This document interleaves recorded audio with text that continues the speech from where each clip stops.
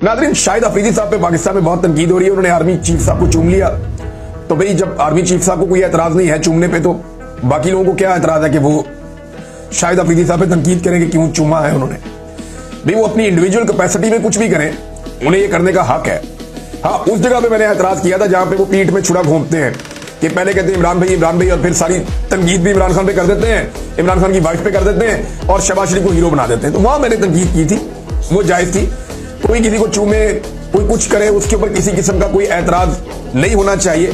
ये उन दोनों लोगों का इंफरादी मामला है कि वो आपस में कैसे मिलते हैं, कैसे एक दूसरे के साथ ताल्लुक रखते हैं। और वैसे भी पाकिस्तानी फौज जो है उसने अभी एक लड़ाई जीती है, तो फरते जज्बात के अंदर अगर उन्होंने ये चूमा है तो इससे कोई फर्क पड़ना नहीं चाहिए।